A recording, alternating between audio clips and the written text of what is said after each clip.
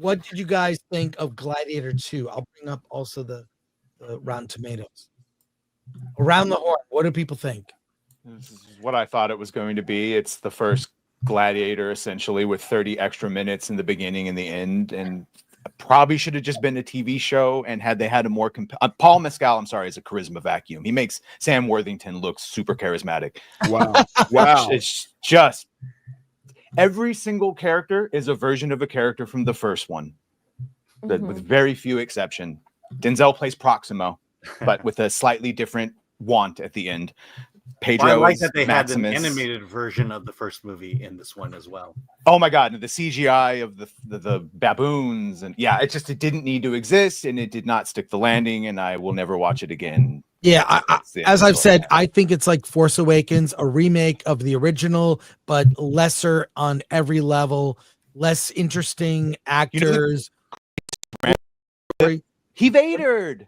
He Vadered. Oh, yeah, That's yeah. what this is. It's a series of He Vadered moments strung together of like Harry Potter telling to Snape, "How dare you stand where he stood?" A bunch of people saying lines and moments from the first film and doing it badly and unearned and disavow in every way possible. Well, the reviews and the audience score are not that bad. 71% on Rotten Tomatoes. This is current for critics, and 84% for audience, which I always trust the audience score. It seems audiences are liking it, and 55 million is not, it's not small.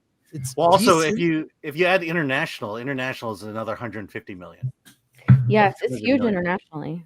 It's a straight man doing straight man things, at least. So like there is that. It's not quote unquote woke, even though there's traditional gay stuff from Roman times. It's fine. But if you're a Gladiator fan, you want anything close to that? No.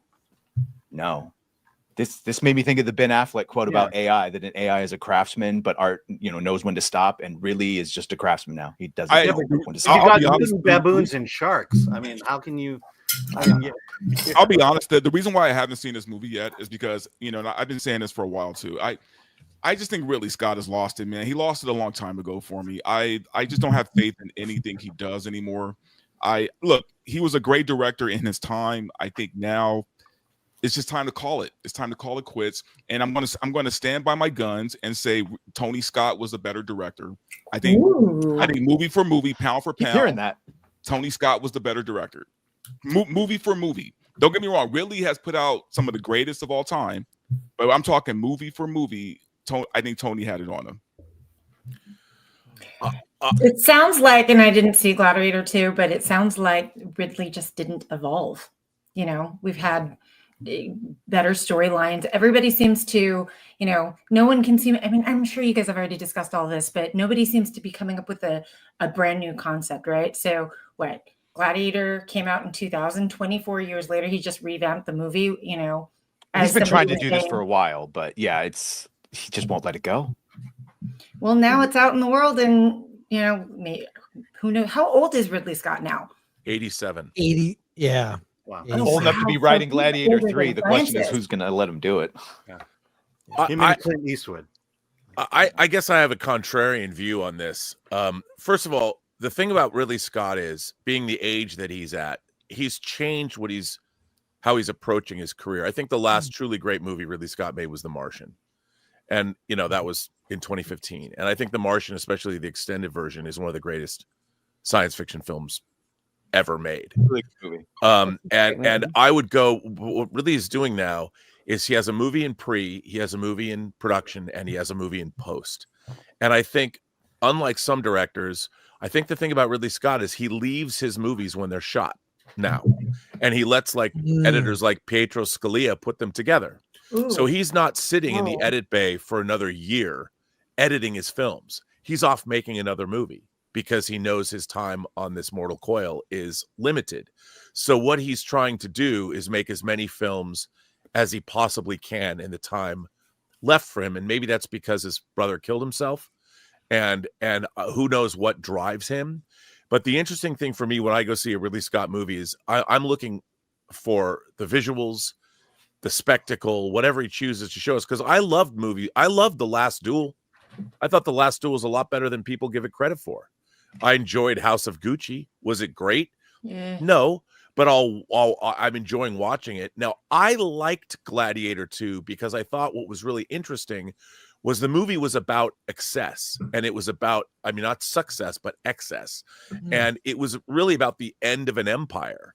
And you're watching, even Ridley Scott himself said the two emperors he modeled after Johnny Rotten, from the Sex Pistols. Oh. He was not interested in telling a historically accurate version of Rome. Like, he knows there's no sharks they did fill the Colosseum with water, but the movie was totally excessive. And I thought what was really interesting was how things in Gladiator 2 were flipped. For instance, in the opening of the movie, you meet Lucius, but it's almost like we're seeing the Battle of Germania from the opening of Gladiator flip. You're seeing the people that are being attacked by the Romans as opposed to seeing it from the Roman side.